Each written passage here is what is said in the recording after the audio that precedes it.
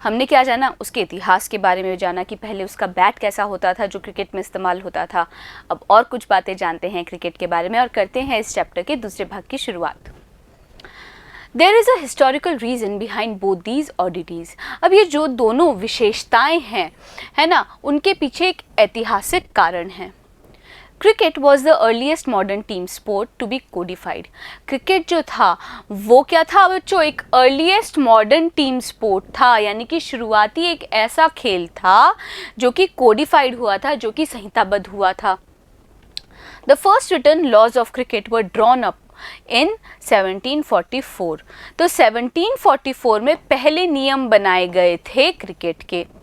दे stated, वो जो नियम थे वो स्टेट करते थे, यानी कि वो नियम ये वर्णित करते थे, the principals shall choose from amongst the gentlemen present to umpires who shall absolutely decide all disputes। तो क्या बताते थे बच्चों, वो जो संहिताबद्ध किए हुए नियम थे वो ये बताते थे कि जो प्रिंसिपल्स हैं, यानी कि जो भी वहाँ के अध्यक्ष हैं, है ना, वो चूज़ करेंगे, यानी चुनाव करेंगे, जो जेंटलमैन हैं, यानी कि जो भी लोग क्रिकेट खेल रहे हैं उनके बीच में से, present two umpires who shall absolutely decide all disputes. और तब क्या होगा, दो अंपायर भी मौजूद होंगे जो क्या करेंगे, एब्सोल्युटली डिसाइड करेंगे, यानी कि पूर्ण रूप से फैसला करेंगे सारे डिस्प्यूट्स का, सारे झगड़ों का। The stumps must be 22 inches. अब जो स्टम्प्स थे, यानी कि जो गुल्ली होती थी ना, वो भी 22 इंचेस की होनी चाहिए थी। High and the bail across them 6 inches. और वो जो स्टम्प्स के ऊपर जो बेल होती है, गुल्ली होती है, वो 6 इंचेस होनी चाहिए। तो ये सारी चीज़ें जो थी वो संहिताबद्ध कर दी गई थी क्रिकेट के अंदर।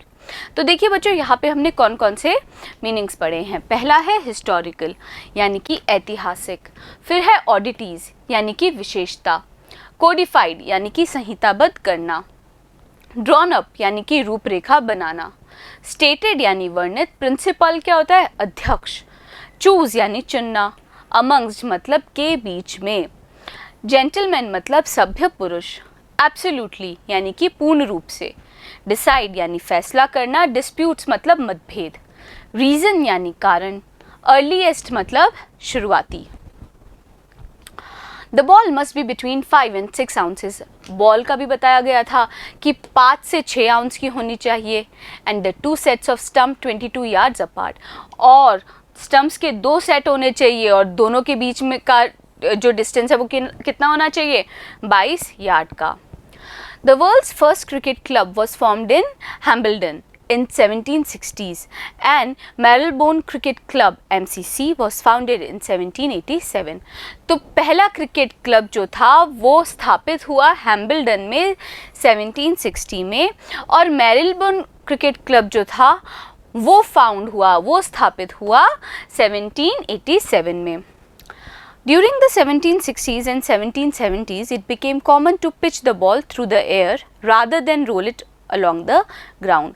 तो बच्चों 1760 से लेकर 1770s तक ये बिल्कुल आम बात हो गई कि जो पिच की जाए बॉल, यानी कि जो बॉल क्या की जाए बच्चों, फेंकी जाए।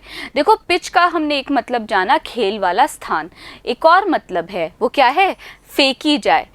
तो क्या बोल रहे हैं लेखक कि ये बिल्कुल आम बात हो गई कि बॉल जो है वो फेंकी जाए हवा में, बजाय इसके कि उस बॉल को लुढ़काया जाए ज़मीन पर। तो यहाँ पे देखिए हमने कौन कौन से 3 शब्द पढ़े हैं बच्चों। पहला है बेल, यानी कि गुल्ली। फिर है फाउंडेड, यानी कि स्थापित हुआ। पिच, यानी कि खेल के लिए स्थान, और एक और मतलब क्या है, फेंकना।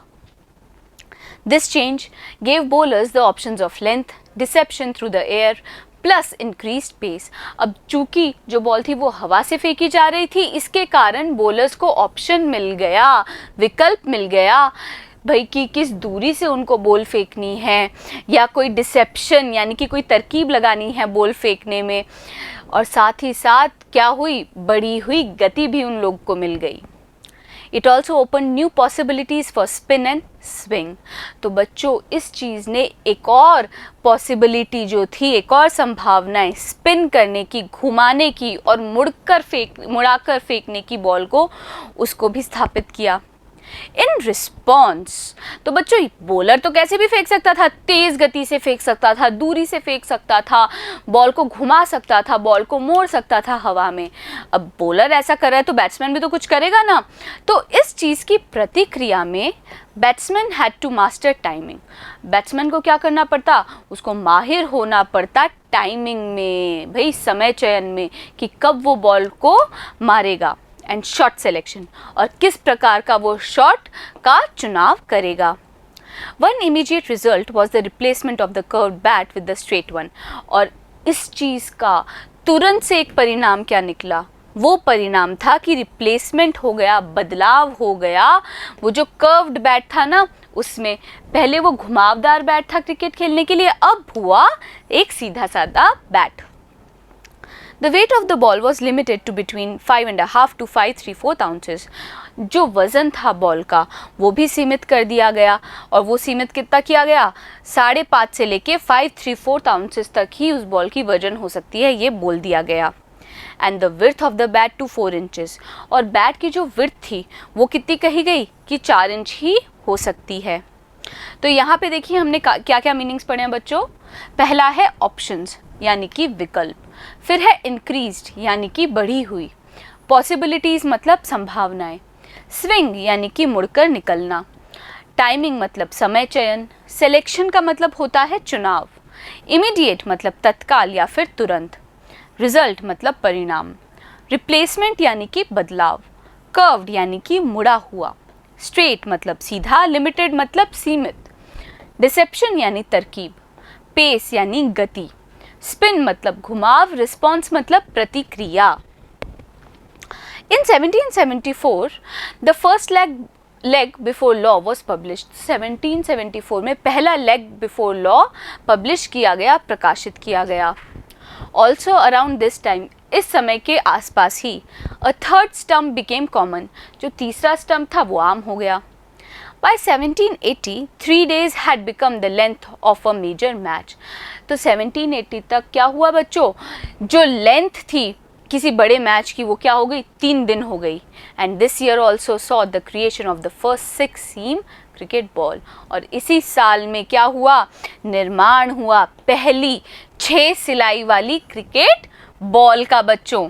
तो देखिए क्या है, पब्लिश्ड का मतलब, पब्लिश्ड यानी कि प्रकाशित, क्रिएशन मतलब निर्माण, सीम यानी कि सिलाई। तो बच्चों अभी तो बहुत सारी बातें बाकी हैं क्रिकेट के बारे में जिनको हम करेंगे अगले वीडियो में। बने रहिएगा मेरे साथ, मिलते हैं अगले वीडियो में।